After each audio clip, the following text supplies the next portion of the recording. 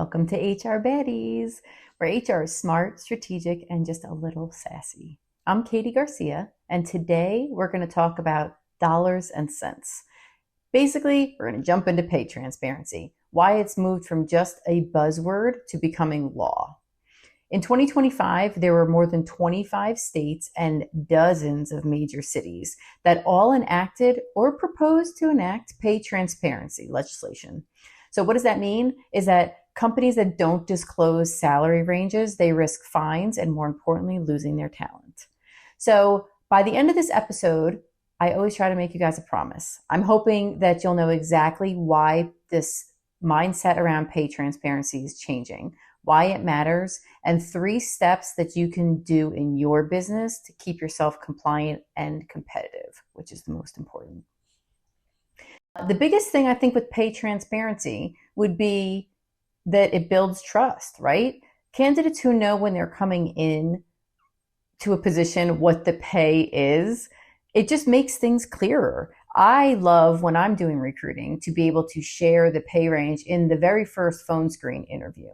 Because when a candidate knows the expectation, you can know right away before you waste everybody's time if it's a fit for them or not. If they're looking to make $900,000 a year and your job is only paying $90,000 a year, it would be a huge waste of everybody's time. And it was just going to make them feel some kind of way about your company for wasting all of that time, 2 or 3 rounds of interviews. Employees who understand the pay ranges are also 30% less likely to look for a new job, right? So when they understand the band that they're coming into and where that band goes and kind of understanding how it can move up from there, it just makes everybody's life more clear and more easy. Transparency signals that there's fairness, and that builds employee engagement, which is a huge part of where HR is in 2025. Another reason is really the candidate quality, right? So you're going to find candidates who are serious and qualified. No more is there going to be those mismatched salary expectations. Companies can no longer ask, what is your current salary or what are you seeking? They're just going to say, hey, here's what it pays right now. And then go from there, right? Does that fit for your needs? Does that not fit for your needs? And either way, then everybody's making sure that as you move forward in the recruiting process, that it is a good fit. Another reason is the equity and brand reputation. So there's going to be less chances that there's going to be gender or any kind of EEO claim on pay gaps. Everybody's offered the same thing. It's indicated in the job posting. Here's what this job at this level pays. This is what the band is, the start of the band, the end of the band. So it will reduce any of those financial inequity things that can sometimes happen when people feel they're paid more or less, or they're paid appropriately or inappropriately. It also demonstrates a company's commitment to fairness, and it's really going to appeal to younger, value-driven workers, okay? So people that can come in and start off at the bottom, but know how they can move up the scale, know how they can go from a 1 to a 2 and what that pay looks like and why they should want to go from a 1 to a 2, right? A level 1 entry level something to a level 2, which is more experience, to maybe a level 3, to eventually build potentially into management. So those are all reasons of why pay transparency is so important. And it's something that I'm really excited to see coming to the forefront, especially in the scape of recruiting.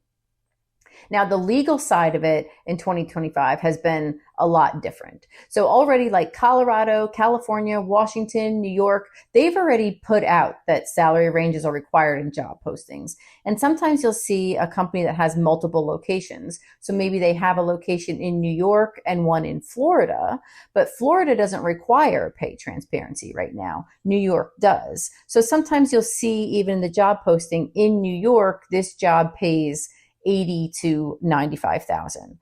Now, that can also be a little bit tricky when you look at the cost of living, right? So if you're looking at New York City versus suburbia, Florida, there is a cost of living differential. So maybe while it pays 80 to 95 in New York City, it may not pay that in Florida, but it's being disclosed in the job posting that if you live in New York, you're making this. So then it kind of raises the question of what happens when cost of living variances like that exist.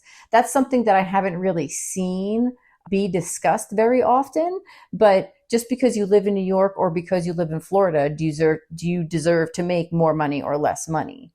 I don't know how I feel about that. I'd have to put a little more thought into it. But there are more states that are kind of following in this: Illinois, Massachusetts, Florida. There's pending bills in each of these at the state level. Now, this has also gotten a ton of federal attention. So there's been discussion of proposed federal pay transparency and EEOC guidance on this topic. So I'll be very interested to watch through the rest of 2025 and especially into 2026, kind of where this goes. They're enacting penalties. So there's the examples of fines or public, naming and shaming for non-compliance. So companies are really getting called out. Now, is that good or bad? In a season where company culture is so important to candidates, I think that it's something that they're really looking at. So they're seeing kind of where companies fall on this, on if they're being compliant or not being compliant.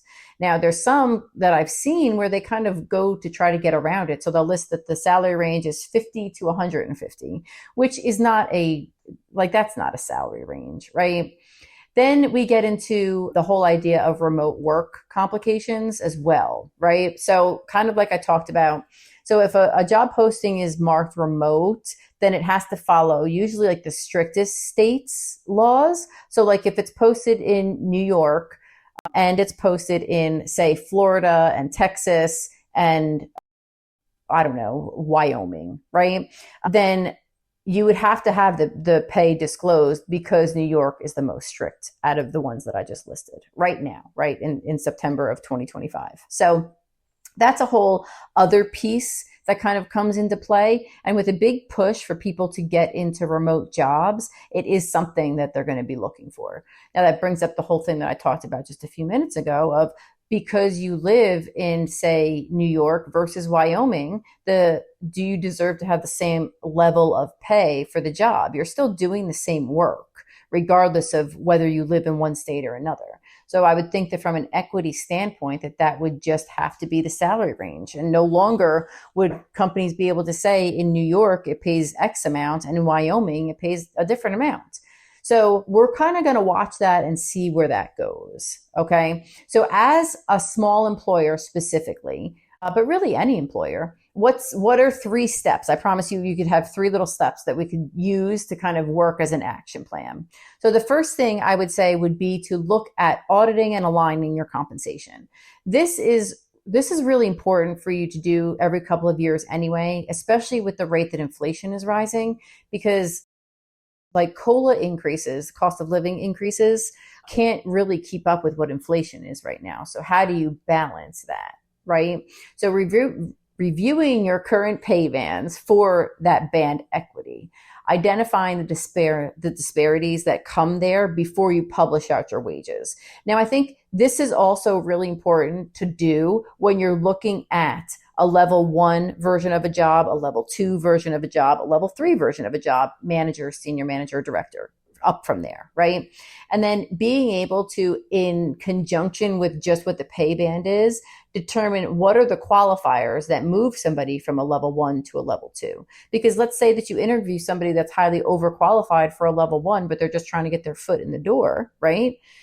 What happens if they check immediately all the boxes for a level 2, but you don't have a level 2 position open? So working through what it looks like for someone to move from a level 1 to a level 2 to a level 3, that also will help you in the recruiting process to say, like, here's the pay band for level 1, but we're going to work with you over the next 12, 18 months, whatever it may be, to get you to a level 2. And that pay band is this. So it gives the candidate something that they can really kind of bite into and look forward to. They know it, they can understand it. It's there for them in black and white. There's no questioning. It's not that because Phil's been in the job the longest, he's promoted to the manager. So that's another great little piece that can go along with your audit of looking at the current pay bands.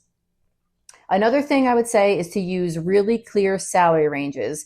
I would usually say it should be between $15,000 and $18,000, the range, right? So you're going to want to say like the clear salary range would be 65 to 78,000, right? You want to try to use bands like that. You don't want to do the 50 to $150,000 band because it's just going to mislead everybody. You want people to know also people are always going to come in wanting that 150,000, right? So you give a nice pay band, and then you have reasons or qualifiers of what makes low range, what makes mid range, and what makes high range. Okay. So if the job requires a bachelor's, then maybe bachelor's keeps you at low range. If it's bachelor's plus 5 years experience, maybe that's mid range. So there's different qualifiers that you could put in there from the recruiting end and the job description end that make the salary ranges make sense to everybody. You can also add a short statement about the benefits and that policies state that compensation is reviewed annually. Those are also really good things that create more transparency when you're in the job posting. Okay. You don't have to necessarily put together a total benefit statement, but at least being able to kind of call out the benefits that are offered at your company and say that, hey, salaries are reviewed every year in accordance to what our policies are. So, you're going to need to make sure that you have a policy on that as well. Another thing would be to communicate internally. This is a really big one. So training managers to discuss pay openly and confidently. If they're constantly referring back to HR, I don't know, I got to talk to HR. I have to talk to HR. Let me talk to HR. Or even to finance, right? Well, we'll have to check with finance on that. Making sure that managers understand, again, what the pay band is for a position, what qualifiers are needed, because their people are going to go to them and say, hey, I make $15 an hour and Sally was hired and she makes $18 an hour. And so to be able to say, well, Sally has a forklift certification, you don't have that. So let's work to get you that forklift certification so we can get you up to $18 an hour. Those are the conversations that are also going to build a tremendous amount of trust and engagement with the managers and their teams. So it's another double benefit where it's going to be clear that everybody knows and understands it. The manager is trained to discuss it openly and confidently and know, why is this person here? Why is this person here? So understand how they got put into the bucket that they were in, and how, if the conversation comes up, how you can have that conversation with people along the way, right?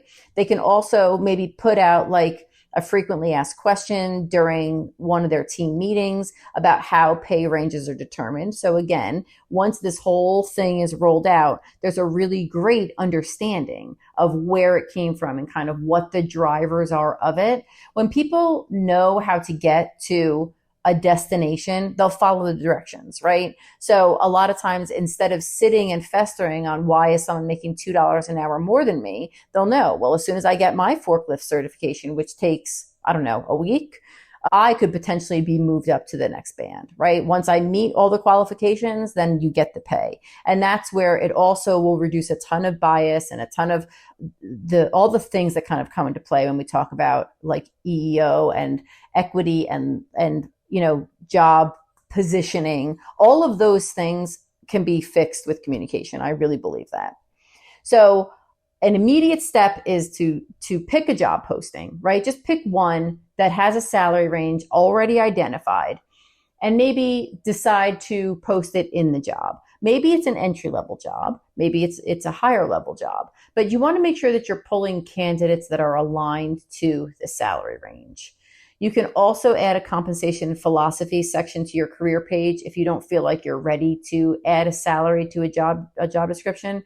So your compensation philosophy kind of talk about your benefits. Maybe you pay 100% benefits for people.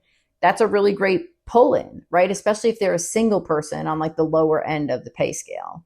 So putting in what your compensation philosophy is right on your careers page may be a great place to start if you're not ready to put out a salary range in the job descriptions. There's a lot of tools that are out there to kind of work through the benchmarking. PayScale, Radford.